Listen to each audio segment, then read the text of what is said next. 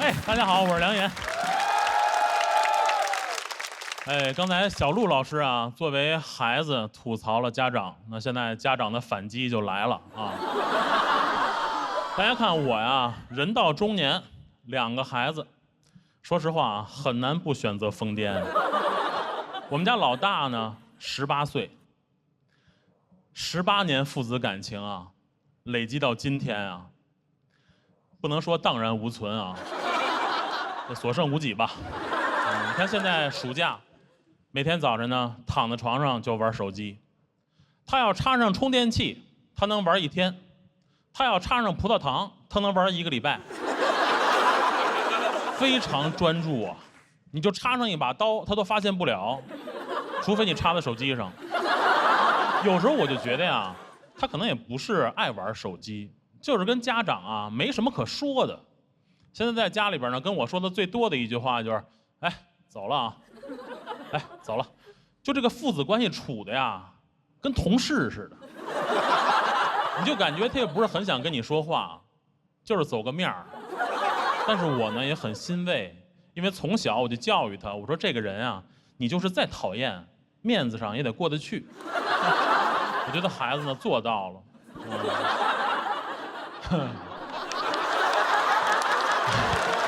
谢谢大家，谢谢大家能理解，没想到这么年轻都能理解啊。他很疏离，我呢就很困扰，怎么办呀？去年一咬牙又要了一个。所以现在我们家呢，一个18岁的哥哥，一个1岁的妹妹。解释一下啊，一个妈妈。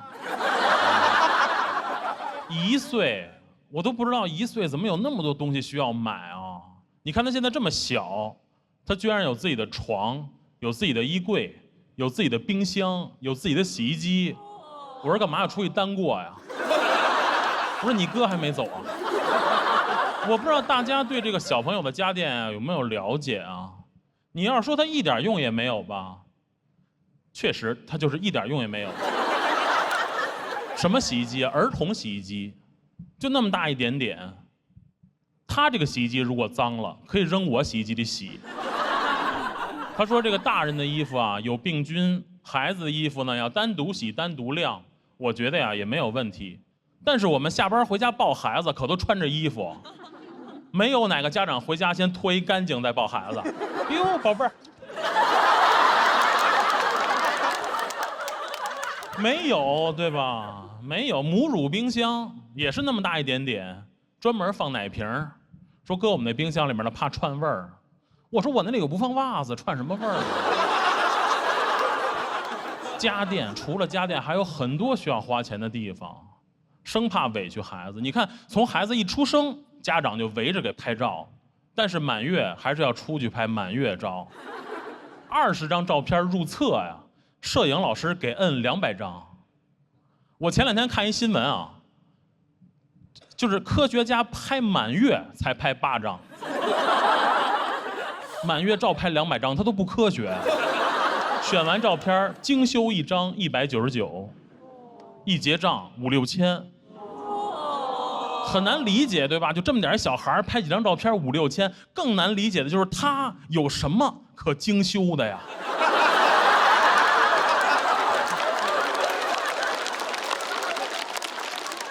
他精修什么？你给他 P 个1.2米大长腿，他自己49厘米，你给他瘦脸瘦身，我说不会是往年轻了修吧？不能再年轻了，再年轻就没了。修完了说家长，你看这，你看这小细胞就是宝宝，你看还游呢，还游呢，就爱游泳。说到游泳。哎，这过渡稍微硬点啊，稍微。说到游泳，现在大家知道吗？居然有婴儿游泳。啊，婴儿游泳，哇，我也买了啊。婴儿游泳，我在想婴儿怎么想啊？婴儿说，我记得我前2天出来了，怎么又回水里了？啊，北京户口没下来啊？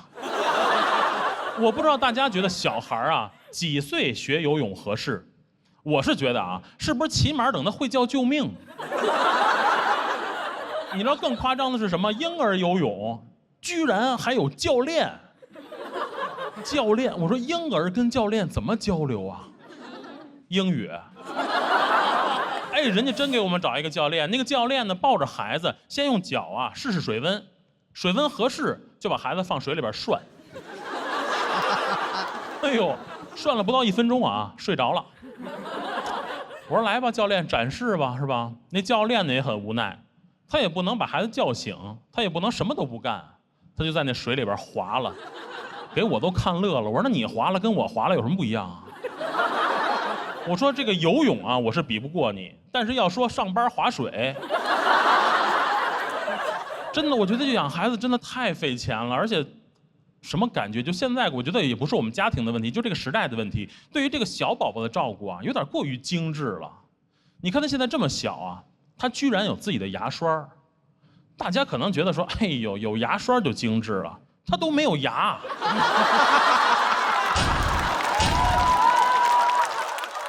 每天就拿那个牙刷捅牙床子。我说嘿，我说我们现在上班都不搞形式主义了，你们养孩子又捡起来了。真的养孩子实在太费钱了，你知道费到什么程度？就是我现在写段子，我都不着急写梗，我就看哪儿能加商务。京都念慈庵，蜜炼川贝枇杷膏，润喉护喉。念慈庵，你理解我意思了吗？大家呀也多理解，因为过2天啊又该拍周岁照了。谢谢大家，我是梁岩。嘿，大家好，我是梁岩。哎呦，谢谢大家啊，又来了。这个上一轮你们没在，上一轮啊比得不好，差点淘汰。下来呢，导演就拉着聊天说那个想一想初心啊，想一想为什么上这个节目。我说我还是希望能尽快的让大家看到。然后他们这轮让我开场，啊，理解的不对，但是落实的快啊。哎，确实就是这样。你看去年其实就来过了，上了1次节目，这人就有虚荣心。我现在走的路上啊，老希望大家认识，就总希望你能认出我。现在偶尔你看在跟朋友出去吃饭啊，人家说哎，说咱订一包间，我说别，就坐大厅。还坐包间，我都想坐菜单上。但是有的时候啊，你被人认出来也挺尴尬的。我前几天在北京啊，在雍和宫烧香，我这一个头磕到地上站起来啊，旁边一哥们儿，哟，梁岩。我说我天，这么灵吗？我们俩都很高兴啊。大哥说来，咱仨合个影。啊，我说还有谁啊？我、他、弥勒佛。哎呦，我说这可不行啊！我说人这里边有规定，怎么也不能在这个跟佛祖面前合影啊，对佛祖不尊敬啊。大哥说：“哎呦，你还信这个？”我说：“我先信一轮试试。”最近这不是比赛吗？经常来上海。我这次坐动车来上海，赶上一个叫静音车厢，赶上过吗？很少啊。我上了车我就观察呀，它一样的车厢。一样的票价，一样的乘客，我说这玩意儿怎么静音啊？不会一会儿开起来上来一乘务员就把这个音量关到最小？啊？不会吧？我就在想他有什么人工智能的手段啊？开起来就他静音。我一边盘核桃一边想，就过来一个乘务员指一指我这核桃，嘘，我的天，乘务员静音。啊，没有智能，纯人工。我说这不就给考场安排监考老师吗？但是我还是把盒子收起来了，因为我怕一会儿老师给我换动作了。嘘。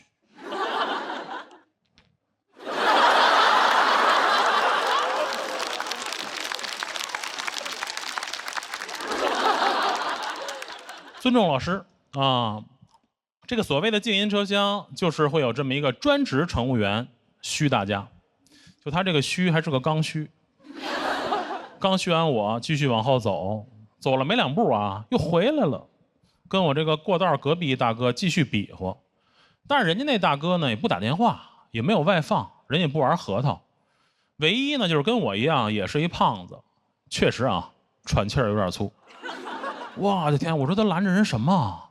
他不会拦着大哥喘气儿吧？啊，嘘，4个色就到啊，忍一忍。太奇怪了，是吧？而更奇怪的，你看16节车厢啊，就1节静音。我说干嘛就一个乘务员会虚啊？你多培养几个呗。我就在想，你说这个安静，它到底是个普遍需求还是一个特殊需求？如果说是普遍需求，我们大家都希望安静一点，你就弄一个，那你不应该弄一噪音车厢吗？是吧？所有打电话的、外放的、Passion 都关这里。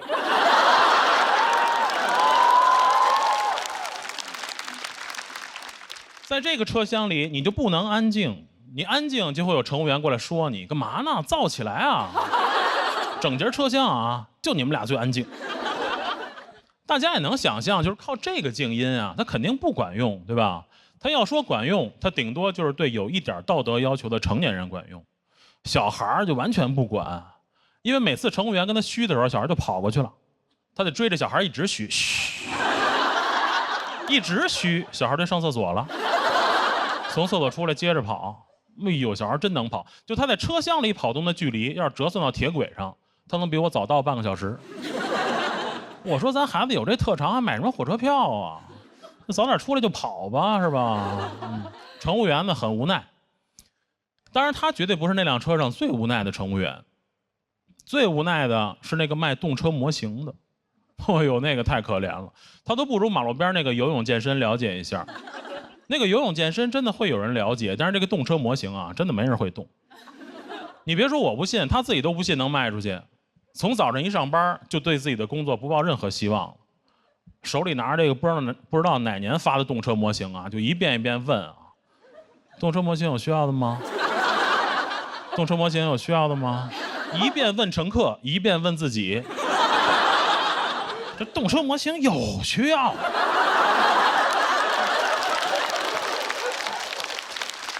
而且你也明白这个道理，就是你不买，你也不会拿眼神接待他，你跟他对眼神，你就离付款不远了。所以就完全没人理，我觉得很可怜。我觉得他都不是卖模型的列车员，他就是卖火柴的小女孩，他都不如卖火柴的小女孩。那个小女孩会激发你的善良，就是冬天你看到你会买，但是她你就不会，因为善良跟傻还是有区别。你知道你买了那个钱也不是他的，你买了他也不能早下班，对吧？你不可能说这车到上海，他把这仨卖完了，南京下车了。哎呦，我看着他就一遍一遍念着自己那个词儿，完全没有人理，大家都在玩手机，我都跟他共情了。我说这不昨天开放麦冷场的我吗？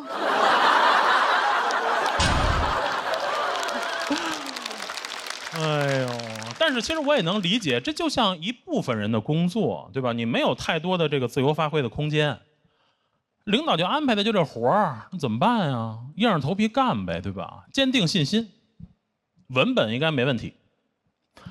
文本要是没问题，那就是观众的问题。2等座观众不行，再往前1等座再试试，1等座还不行，你听1等座的人打电话呀。你感觉他都不用买模型，他能直接买动车。再往前就更难了，再往前静音车厢了。动车模型有需要的吗？嘘，谢谢大家，我是梁岩。大家好，我是梁岩。谢谢大家啊，我是一个基层大厅工作人员啊，我们这个日常工作呀。帮大家办社保，解答政策。大家可能对我不熟悉，线下有一些朋友认识，啊，平时也会私信我一些建议，劝我辞职。我说这个是领导的意思还是？啊，人说没有，人说我觉得你讲挺好的啊，我觉得如果你辞职啊，你就会有更多的时间写段子啊。说的我也很惭愧，我说你以为我什么时间写段子？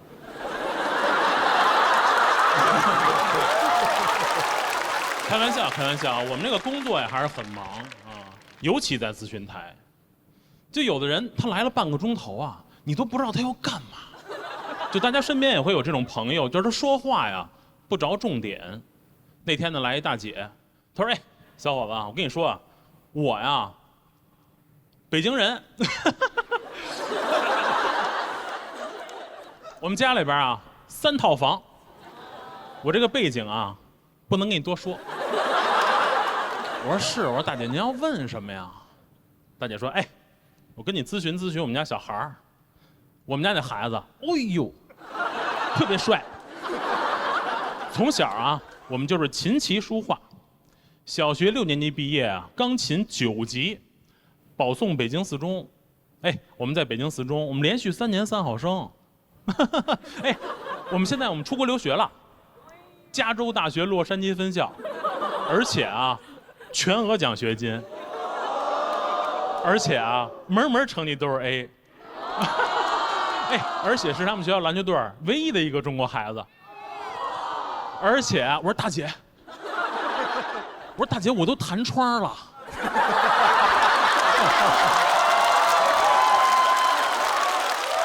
我们有一套标准的话术，但是完全想不起来了。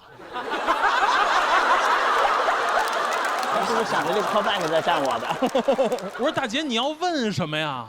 我说你是来咨询你们家孩子厉害不厉害吗？后来我一问啊，大姐说啊，就是他现在回国，失业了。我问问怎么领失业金啊？给我都问不会了，这么厉害，失业了，是不是就是面试的时候废话太多？HR 说来，简单介绍一下自己的专业。谁？我小时候，哎呦，特别帅啊，琴棋书画啊，哎呦呵，哎。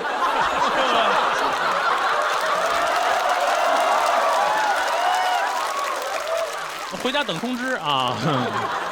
还有一些人啊，就你很难说他是来咨询还是来炫耀。你看冬天挺冷啊，大哥冬天来啊，穿个貂，加个包，这个奔驰的车钥匙啊就套在手指头上，也不往包里装，这个包啊什么也不装，就是装。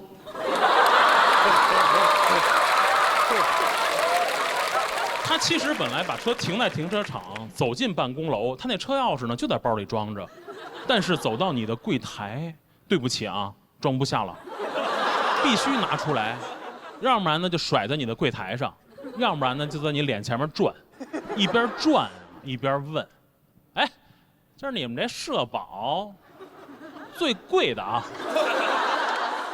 哎，1个月多少钱？我的天，我说咱们现在个人参保啊，最高档1个月呢6000多呢，嘿呦，才6000多啊，6000多，你这样啊，你先给我来10份。我的天，我说大哥理财来了，你看我工作10多年了，我头一次见到对这个这么信赖的人。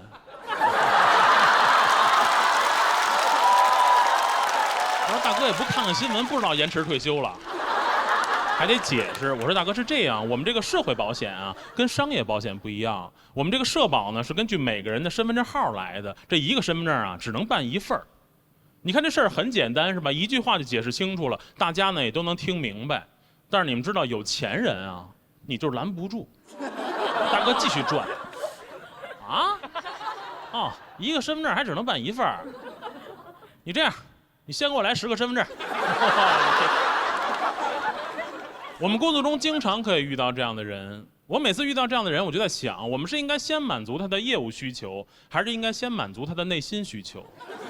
就我总觉得这种人，你满足了他的虚荣心，他那个业务啊办不办无所谓，是吧？大哥跟那转，我说哎呦，大哥别转了，哎呦，这什么呀这是？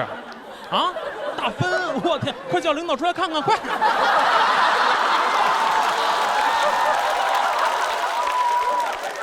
那时候你再问大哥，你说大哥办什么业务啊？大哥说业务，什么业务？你玩你的，你玩。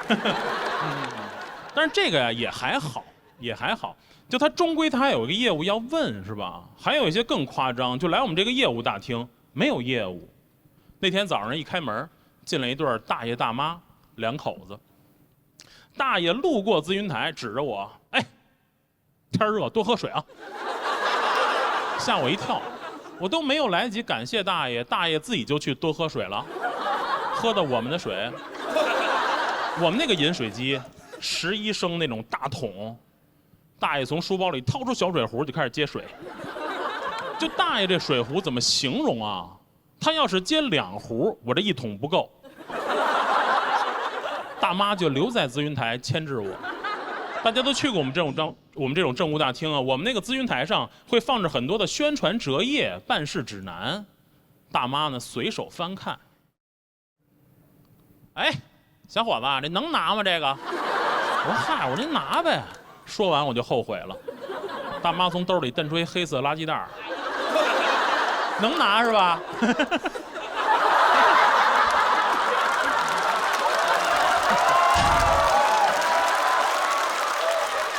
哎，我说大妈，你别给我包圆了呀！我赶紧拦，我说大妈，不是不让您拿，我说我们呢这个是给咨询的同志准备的，我说您要不咨询啊，您就别拿了。我都没想到啊，你看大妈爱占小便宜，但是逻辑性强。大妈说：“嘿，小伙子，看你说的，大妈不是刚跟你咨询能不能拿吗？你别说我看不下去，大爷都看不下去了。大爷接完水回来都说老太太，说老太太你瞎拿人这干嘛呀？小纸条有什么用啊？我说大爷，你把我洗手液给我放下。我一会儿看着大爷大妈进完货走啊，我回头再看看我们这大厅，凄凉。”那你说怎么办？你也不能报警是吧？我觉得真报警，大妈都可能会问警察说：“师傅，你这手铐你平时用吗？”谢谢大家，我是梁岩。寿桃非要来。哎呀，大家好，我是梁岩。啊，有朋友已经认识了是吧？去年就来了啊，走得太快了啊。其实我觉得淘汰的早呢也正常啊，确实还是年纪大走人家前面了。节目第一期一播，我朋友非常高兴，说：“哎呦，我说你是不是马上就走起来了？”我说：“啊，我说马上就走了。”大家知道吗？去年年底还有一个活动叫爱奇艺尖叫之夜。啊，你看有的朋友知道，你别说我去啊，我都不知道这事儿。朋友也问说：“哎，我说我看那尖叫之夜那谁谁谁去了，你怎么没去啊？”啊，我说我自己叫了。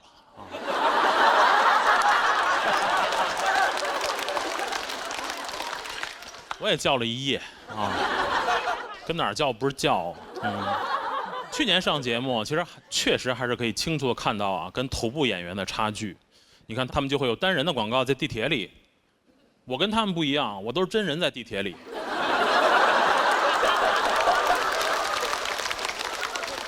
对吧？你看这些头部演员，他们的自媒体都是商务，我那儿都是业务。我现在很多评论都是说，梁岩老师非常喜欢你窗口工作的段子，请问现在失业保险1个月多少钱？我医疗保险这个月断交了，下个月还能报销吗？哎呦，我说这是不是就叫事业粉儿？关键是什么？关键好多我也不会，我还得给他问。我现在新段子没写多少，业务突飞猛进。说实话，去年你看节目播呀，我自己我都没敢看，我自己看自己，我还是觉得会有点尴尬。但是呢，看了看大家的评论，我发现你看这么多年脱口秀综艺演下来，确实还是培养了一批非常专业的观众。大家去看我们去年的节目啊，说小罗文本很好，新仔呈现很好，梁岩普通话标准。哎呦，我都夸到原材料上了都。夸你实在没得夸了，就好像我们出去吃饭啊，说这厨子炒这菜卫生，你都不说这厨子普通话标准。当然我也想了，这还是一个很好的评价，对吧？因为你想，就是他们的文本和呈现都有可能在未来的某一场演出中表现不好，但是我的普通话始终标准。但是确实啊，这个也不值得高兴。你看大家也了解，现在啊网上就是这样，任何一个评价都会有不一样的声音，哪怕你评价的就是声音也不行。你看有的人说北京话好听亲和啊，他这个普通话标准不用看字幕。有的人啊就说傲慢，哎，瞧不起人，就他这音儿再高一点儿就有点歧视外地人。哎呦，我说还听出来了。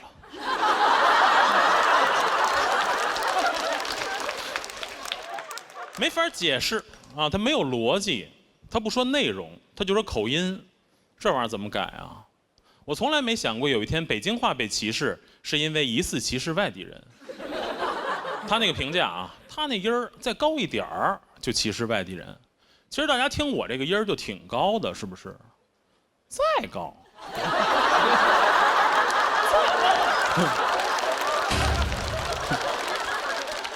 我试了，再高一点儿，我除了皇上谁我都瞧不起。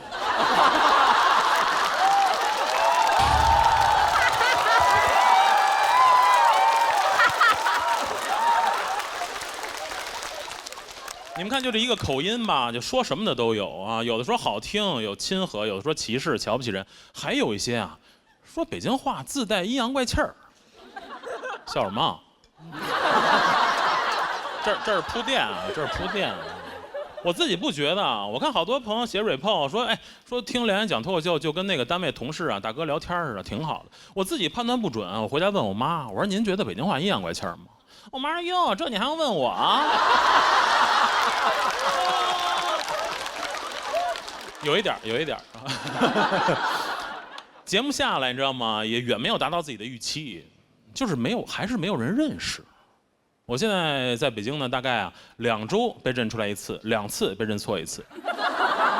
节目播出，夏天我逛潘家园，逛完了呢，我出来打车去演出，我打那车还没到啊，另外一辆车停我前面了，摁下窗户来看我。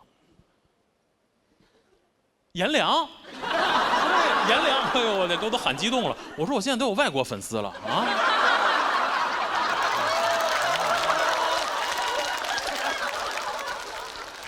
嘿，真是你啊！喜欢你啊！走了，哇去！大哥很自信，我到现在我都不知道是不是真是我。大哥认错了就走了，一会儿我打那车来了，我打那车，网约车挺逗的，前面摆俩手机。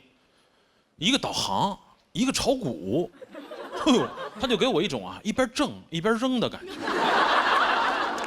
但是这个挣的吧，就远远赶不上扔的。我甚至觉得他如果不炒股，他可能都不用开车，因为你想他一边开车一边炒股啊，你不难判断他大概率炒的不怎么样，是吧？这师傅明显也不太会，握着方向盘啊，一直盯着这个股市看啊，也不看路。我坐在后边我就害怕。我说师傅，我不懂啊。我说这个得一直盯着看啊。师傅说啊，你不懂。我跟你说，这股市我跟你讲，瞬息万变，你一眼看不见，很危险啊。我说路上也是啊。哎呦，我说这是不是就巴菲特说的，别人贪婪我恐惧啊？这也太恐惧了。这师傅啊，就只看大盘，完全不管方向盘。你就感觉也看淡生死了，也不看导航。我说对，导航也别看了，是吧？人生方向都错了。一边看啊，一边抱怨。他说：“你说我们这股市啊，怎么搞的啊？越来越差。”我说：“是不是就有人干事不专心啊？”师傅也没听懂，继续抱怨：“我们的股市一瓶酒卖那么贵，你说正常不正常？我跟你说，这不完蛋了吗？你说是不是？”他说完啊，那车马上就安静了，唯一还有一点动静，就是我前面的那块屏幕还放着那些头部演员的广告，气得我就把头扭过去了。当时我们那车上啊，就是他不看导航，我不看副航。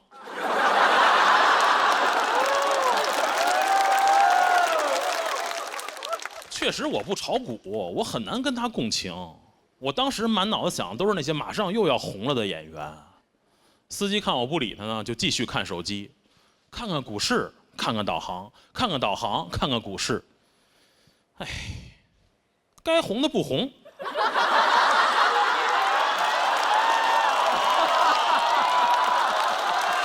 我跟你说，人有时候共情就是一瞬间。我说没错，这世界完蛋了。谢谢大家，我是梁岩。大家好，我是梁岩。哎呦，很开心啊，又来了。你看，现在观众也认识了，是吧？去年头一回来，大家都不认识，我也很紧张。我去年来之前，我还问了问我妈，我说我要去上海比赛，有没有什么要嘱咐的？我妈说啊，到人家那儿啊，少说话，早点回来。我说也可以不去啊，也可以不去。哎，但是你别说，做到了是吧？很快就走了啊。确实啊，家里边也一堆事儿。去年我也讲了，家里边呢还有2个小朋友，是吧？哥哥大了，那妹妹还小，还要请个阿姨帮忙照顾，就很困扰啊。我媳妇就觉得选不好，我就劝我说你随便选一个，不合适我们就换。我媳妇说我啊不行，我看人不准。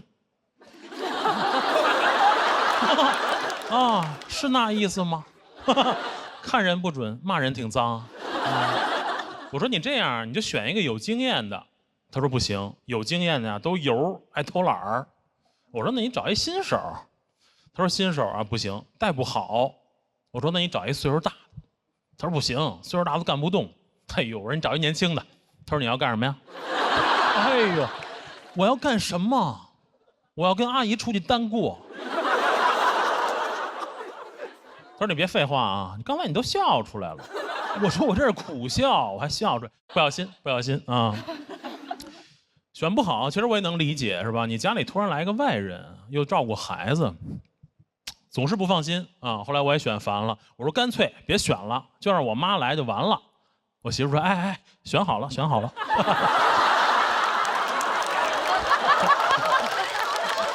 你知道，当你把主要矛盾拿出来的时候，次要矛盾好解决，当场就选好了。选好了，阿姨呢就是聊一聊工资嘛。哎呦，阿姨这工资也不是说高，也不是说低，阿姨这工资啊准。阿姨这工资就跟看着我工资条定的似的，哦，跟我工资一边多，跟我工资一边多什么概念啊？她要是全勤，我不敢请假。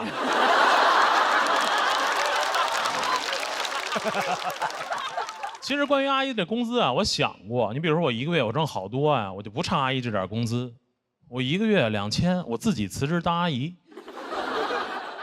现在他一样。当然我知道有的朋友会说啊，一样，你也可以自己辞职当阿姨，你还能自己照顾妹妹。但是我们那个本职工作不是还有5险1金？阿姨这工作管吃管住。我呢上班不远，她就住我们家。哎呦，我们俩这工作一时间还有点难分伯仲。哎呦，我说我这工作还没点优势。我说我这工作稳定。阿姨说对，你稳定我就稳定。狠狠被拿捏啊！签了合同越想越别扭。你看原来上班就跟妹妹说爸爸上班挣钱给你买好吃的，现在不行了，现在上班挣钱都给阿姨了。什么感觉？现在感觉为人民服务啊，很具体。为阿姨服务啊。我说我还给你发工资，我说我干脆直接让我们会计打你那儿得了，那咱俩工资都一样。阿姨说：“哎呦，你净开玩笑，你哪能那么没出息？”阿姨来了呢，就是融入的也很快，几天啊就有主人翁意识了。现在每天在家里抱着妹妹送我上班。走吧，去忙去吧，啊，就给我挣工资去吧。哎呦我天！我走我也不放心啊。我说阿姨，您记得给孩子喝奶粉。阿姨说：“非喝奶粉啊？”我说不，非喝奶粉。二宝啊，特别喜欢那个飞鹤、星飞帆、卓瑞，聪明宝宝都爱喝。阿姨说：“行了，别嘱咐了，快去挣奶粉钱去吧。”我说：“哎，你别说，挣着了啊。”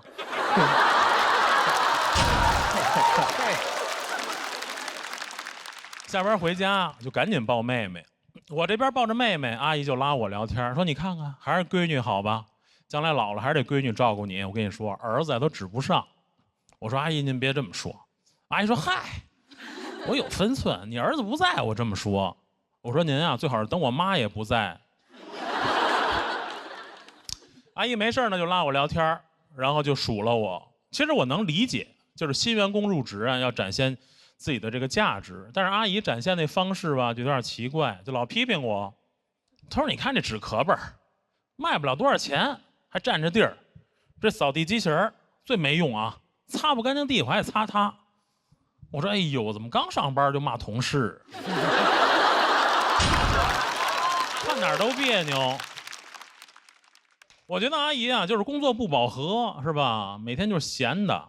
你看她带着孩子啊，上午玩会儿，中午睡觉，下午又玩会儿，这一天就过去了。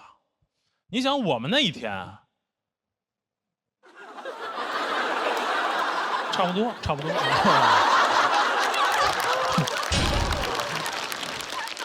难怪工资一样多哈。我说阿姨不行，干脆你上我这儿上班就得了啊，反正工资都一样。阿姨说：“哎呦，你净开玩笑，我哪干得着你的活儿啊？”哎呦，我说您别说啊，差不多。我在单位伺候领导，您在家照顾孩子，没事儿呢哄哄他，有事儿给他擦屁股。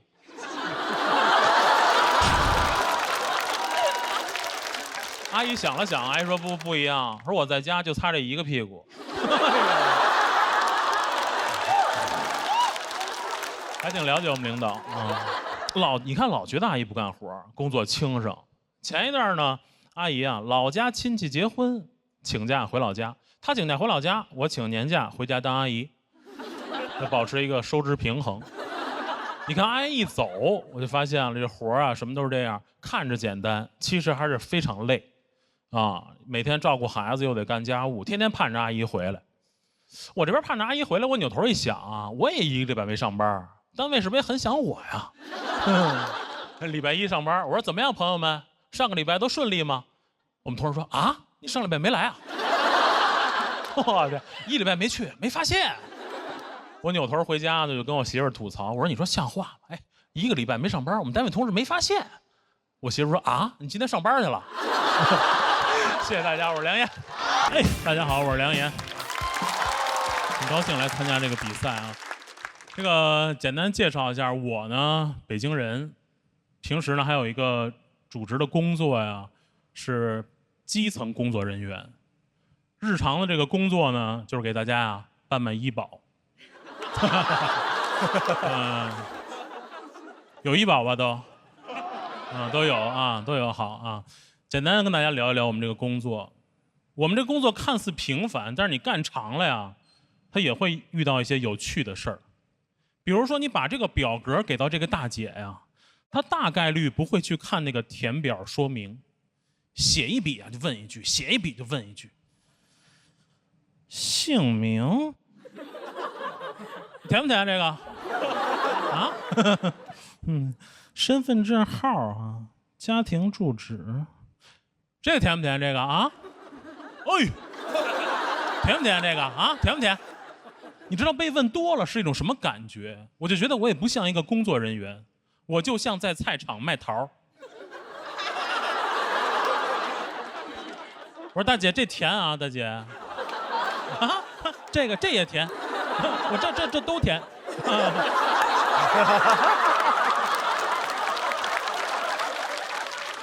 不填不要钱。我觉得其实也不怪大姐，我觉得我们那个表格啊设计的它也有问题。我觉得你看随着现在社会发展，有一些不需要掌握的信息，你就不要再设计在表格里让人家问。你看我们现在有时候填表还填什么？填邮编，谁还写信啊？填邮编，你要给人寄水果啊？填不填啊？大家可能觉得说卖桃有点夸张。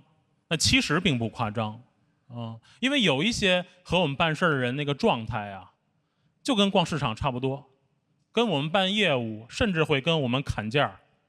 那天来阿姨，她说：“哎，小伙子，你们这社保啊，最便宜多少钱？”最便宜啊！我说这个咱们现在个人参保最低档一个月呢1000多，还什么1000多，便宜点。我说大姐，社保，我们这都国家规定的。我说这没法便宜啊。哎，不要发票。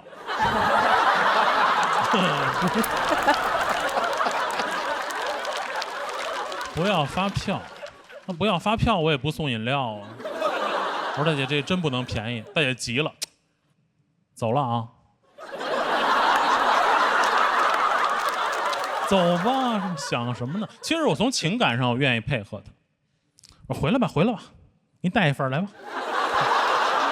不会对吧？但是其实这些还好，还有一些呢，我相信大家在工作中啊也会遇到，就是那种伸手党，什么都不能自己干，什么都要你帮他干。那天呢来一大哥，他说：“哎，你们那个工作就是这什么证啊？这怎么办啊？这个？”我拿出我们这个办事指南啊，打开，用手指着跟大哥说：“我说您看这个上边啊，对单位的要求、个人的申请条件、办理流程、所需材料都有介绍。我说您呢，简单看一看，哪块不清楚不理解，我再给您讲。”那大哥啊，一把拿过来，嘎着窝里一夹，啊，是，怎么办？我去，我说你看啊，没辙是吧？我说那我跟您说一说啊，咱先说单位，我们要求单位啊成立时间1年以上。注册资金100万以上，年度纳税50万。我这讲着讲着，大哥急了，哎呦，你别说了，你给我写下来吧。什么？我给你写下来，我都给你印出来了。怎么了？不喜欢宋体吗？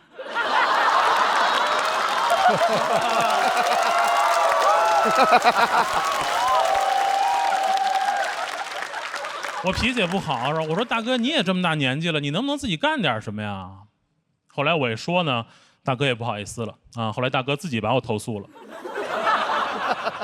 我又确实给人道歉，我又给人写一遍，还是希望可以服务好，对吧？我扭头呢就问领导，领导很体恤，领导说：“我跟你说，这些伸手党啊，他们就是懒惯了，递我水杯。”你看，这就是我们啊日常工作是吧？跟大家想象的可能不太一样，角度不同。从工作出发呀，我们也是希望可以更好的服务大家，但是呢，我们也希望大家可以理解我们的工作。当然了，我们也同时理解大家，对吧？就谁出来办事儿，也会着急。你像这次我来参加节目，我也填表，我拿着那表我也问姓名，不是，我说这演员自述填不填？啊，人家说这个呀，就是填一填这个您的这个职业生涯取得的成绩，对脱口秀的理解啊，对节目的希望。我说，哎呦，你别说了，你给我写下来吧。谢谢大家，我是梁烨。好，开始了啊。我觉得男的吧。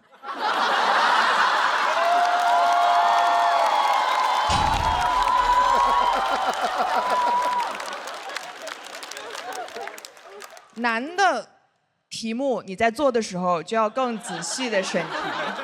高考已经过了，然后看有观众照旁边的那手说上来就整这个呀。先整点别的啊，别重新自我介绍一下啊。我现在除了是一个脱口秀演员以外，我还是这个节目的总编剧。终于当上总编剧了，果然啊，人要是想升职，还是得跳槽啊。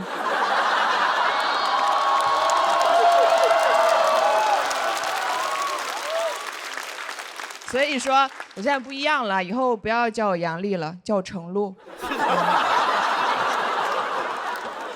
我早就想当总编剧了。我第4季的时候，我就在想说，我怎么还不是总编剧？我什么时候才能当总编剧？他们还劝我说，你别想这些有的没的，你好好上节目。我说我不想上节目，我就想上桌。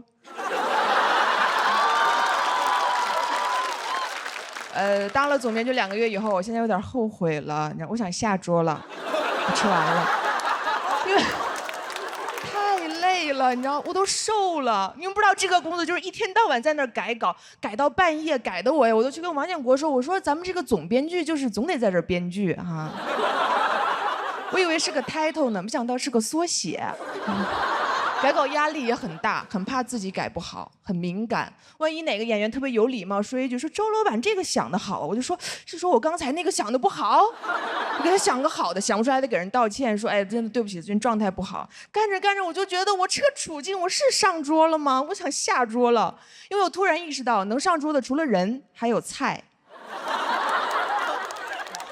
但做新节目还是很开心的，对，就是因为我原来就一直觉得脱口秀节目太少了，对吧？就是对于一个行业来说，只有一个垄断地位的节目总是不好的，有竞争才会有进步，对吧？确实也对，确实也对。我现在做很多事儿的思路都是这样的，比如说我现在还拍一些剧啊什么的，就是因为我觉得杨幂在仙侠这个领域，是时候轮到我来竞争一下了。我还问我朋友，我说你看多了杨幂的仙侠剧，你不想看看杨丽的仙侠剧吗？他说我看多了杨幂的仙侠剧，我还可以看看杨幂的别的剧。我说别的剧我也可以竞争一下。确实，仙侠剧有些不太适合我，就是因为它比较特殊，它要求演员不光要会演戏，还要长得特别漂亮才行。但我吧，你知道，不会演戏。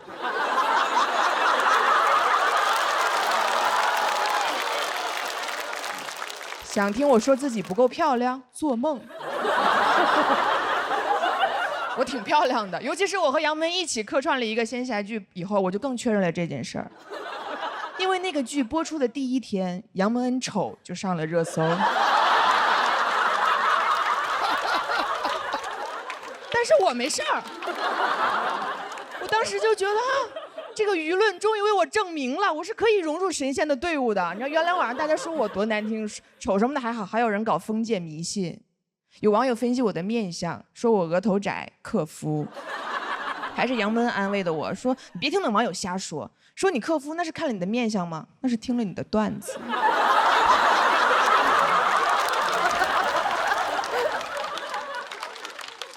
如今你知道他也遇到坎儿了，我也得安慰他呀。我说你别听那网友瞎说，说你丑那是看了你的面相，但你别往心里去，你知道吧？这都是剧的宣传。你看杨笠加盟新剧也在热搜上。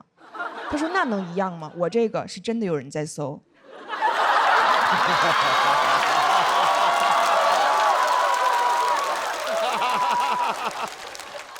我们这一行确实你知道压力很大，但我还是很喜欢。特别是录了脱口秀节目以后，就因为会有观众跟我说杨笠，我好喜欢你啊，看你的段子我觉得好治愈呀，一下就点醒了我。我觉得对呀，这才是我呀。我跟其他演员不一样，我不是来单纯的讲段子了，我是来治愈别人的。我要更努力的治愈别人，我要用我的语言抚平这个世界上女人们心目中所有的伤口。这也不是梗，真的。我有的时候想帮助你们，我都想瞎了心了。我恨不得在大街上随便就拽过来一个女的，就给她号脉，说怎么样最近容貌焦虑有没有？职场性骚扰遇到过没有？内耗严不严重？原生家庭这一块，人群中是否感到孤独？都没有。平时是不是喜欢看杨笠脱口秀？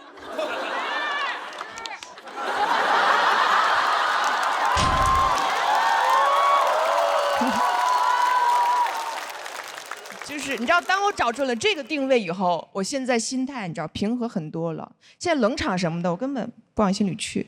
别人很着急说杨笠你这个没有人笑啊，我说你不懂，你不懂现在在这个场子里有多少伤口正在悄悄愈合。你仔细听，这是冷场的沉默吗？不，这是血肉正在疯长的声音。谢谢大家，我是杨笠。大家好，我是小北。熟悉的味道，朋友们你们好。刚才呢，我和你们一样啊，刚刚才知道杨笠啊当上了总编剧，失误了，朋友们。他给我看稿子提意见的时候，我还纳闷呢，我说杨笠你是不是有点越界了呀？啊，你看稿子就看稿子，你怎么让我给你倒茶呀？啊！现在理解了。其实这事儿也很简单，今天呢我赢了，说明我是个好演员；我输了，说明他是个烂总编。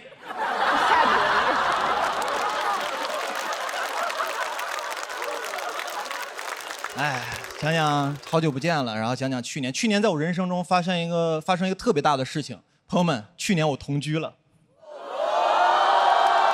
年底又分居了。同居这个事儿真的不是很妙，朋友们啊，我不是不喜欢同居这个事情啊，我是不太喜欢同居那个时候那个状态自己，你知道，我变得很计较。就平常我自己住的时候，平常在家里面打扫卫生、叠被子、洗衣服，我自己来我都 OK。当我跟一个人同居之后啊，我干这些活的时候，打扫卫生的时候，我就变得不情不愿、絮絮叨叨的。我说这活都我干了啊，我是你佣人吗？我啊，我还是小北吗？我这不小北子吗？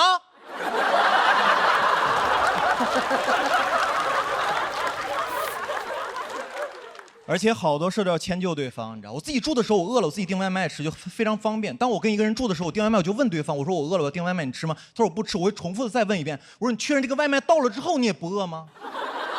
如果这个外卖到了之后你饿了，你吃我外卖的话，我就有点生气了啊，因为我这人比较护食，我是狗。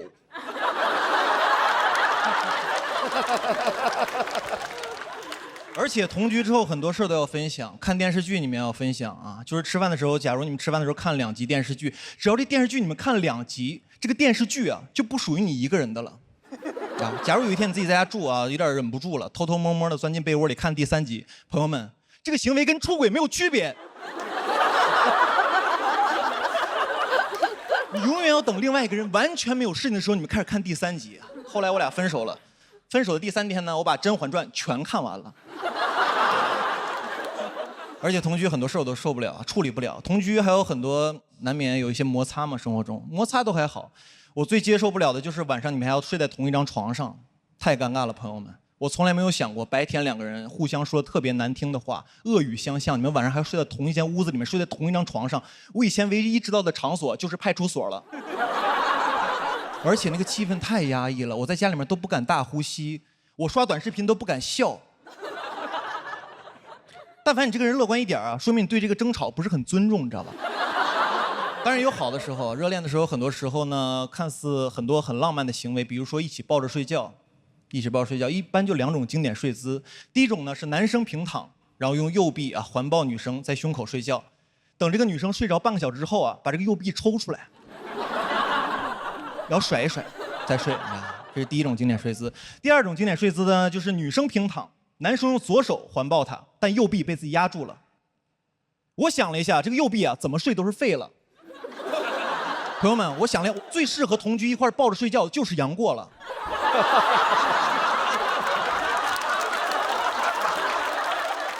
而且2个人睡觉真的不是很舒服，因为我属于神经比较衰弱的那种人，你知道，我觉特别轻，我特别怕旁边人发出动静，就打呼噜什么的。其实打呼噜打得匀都还好，我就怕那种打得不匀的，打着打着突然停了，我这神经衰弱，我能睡着，我蹬就起来，我看见鼻息，怎么没鼻息了呀？啊，我手麻了。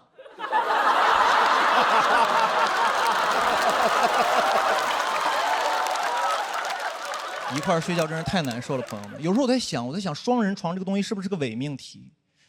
因为以前我在故宫里面看那些博物馆里面那些床，古代床都非常小非常窄，会不会有一天那古代的有一个那个做木床的人，然后他就想，他说哎呀，他说我们最近那个现在睡的床太小了，我们做个大床嘛，我做个那种5尺4的床。特别大，然后一个人在上面翻来覆去，睡得特别舒服，特别爽那种。然后这个床我们就取个名字，叫爽人床。爽人床。建国给写的呀。然后这时候一天津人进来了，他说：“这是嘛呀？这是双人床。”这双人床得双人睡呀，朋友。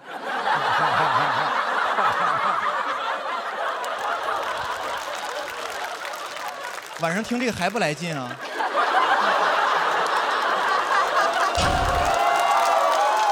我要翻跟头了，朋友们。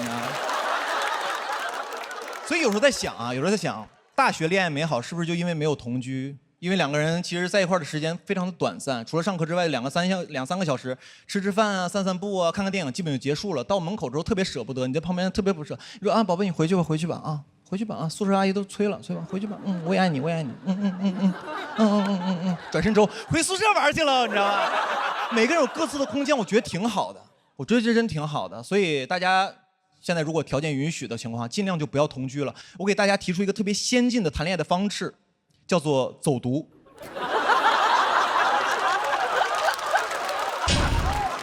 走读真不错，朋友们，走读真挺好的。但是呢，劝大家也不要走太远，不然像我这样呢，很容易不小心就被开除了。谢谢大家，我是小北，谢谢。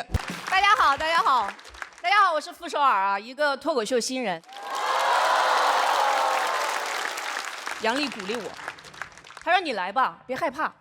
根据我的亲身经验，这个台上没人干得过离婚女人。”哇！我一听我上头了，我想说我的优势这么的浅显而又明显吗？来了以后整个清醒，杨笠能有什么经验？根本没亲自离过，这几年甚至都没亲自谈过吧。杨笠不劝我也会来啊，因为以前我出门总是被认错。买咖啡，服务员说你那个脱口秀女演员，我说我没讲过脱口秀啊。他说不可能，就是你天天骂男人。我好爱听，哇，我一听好紧张，我说啊，没有，我和男人一条心，我只是和伴侣同床异梦。他说哦，对，你离婚了，然后问我陈露老师还好吧？最近呢，开始收到一些正面评价，说半老徐娘突然有了风韵。果然啊，离婚是最好的医美。我不好意思说，其实和离婚没什么关系，就是医美了。我经纪人逼我去的，他说姐呀，人设和脸咱只能垮一样，你都垮。从我决定离婚，他就一直劝我，说就不能为了工作忍一忍吗？我理直气壮，我说姐的生活不能只有工作啊。现在轮到他理直气壮，前2天他问我怎么样，姐，现在连工作都快没了吧？活该。哎，我说你这话不对，你只能说我该，因为离完婚是真没活了。偶尔有一个是一个采访，我一看提纲就一个问题：傅首尔跟陈世美到底有什么区别？哎，我发现这个问题里面一加到底啊，就显得区别不那么大了，给我问住了呢。然后经过我深刻反思，我们俩还是有点区别的啊。我是离婚，陈世美是重婚。你说到底什么区别？法律上民事和刑事的区别。去年我那个离婚节目热播都看了吗？我亲戚也看了，我大姨半夜给我打电话说离没离啊到底？我说别问了，签了保密协议，6亲不认啊。我大姨说懂，炒作不会离的对吧？节目播完我真离了，我大姨又来了，说懂，搞流量，明年复婚对吧？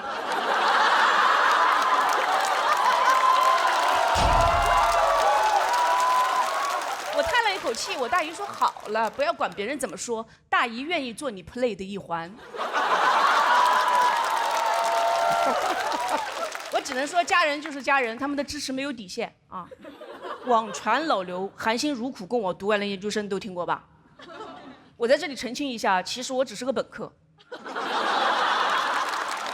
我当时好想辟谣，但又很想假装自己真的是个研究生。我朋友说辟什么谣？一个造谣实现2个梦想，高学历花男人钱，多好啊！你还有什么不满意的？我挺满意的，单身生活非常快乐。最大的烦恼呢，就是见老刘会被偷拍。整得我俩现在鬼鬼祟祟，见个面跟偷情似的。出道8年，我为前夫戴上了墨镜和口罩，我都觉得有点刺激了，是吧？没离时心如止水，离了倒想入非非了啊！希望大家不要再制造这样的氛围，因为众所周知，人家已经有人了，张硕。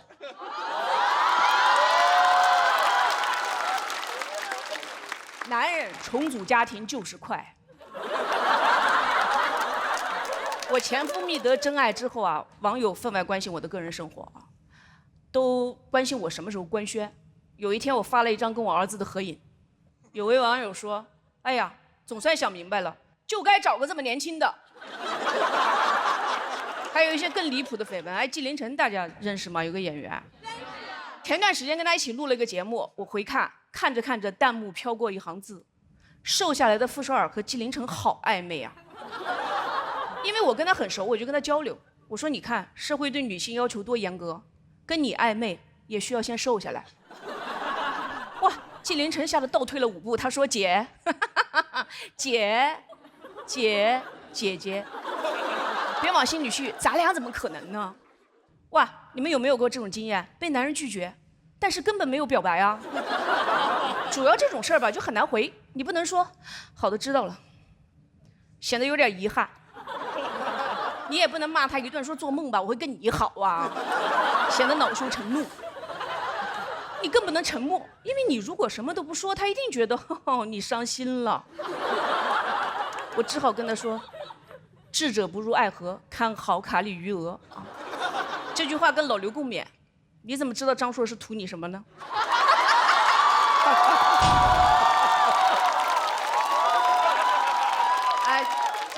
今天那个我前夫来到现场给我加油啊！我前夫的现任也来到现场给我加油。就说了你很多段子，狠狠消费了你一把，但是我都是经过了张硕的同意的啊。哎，最后那个谢谢来现场给我加油，很庆幸我们还是好兄弟、好朋友。我觉得吧，真心希望彼此过得好，就是人与人之间最美好的感情啊。那今天呢，我也正式成为了脱口秀女演员，祝福我自己。谢谢大家，我是付涛。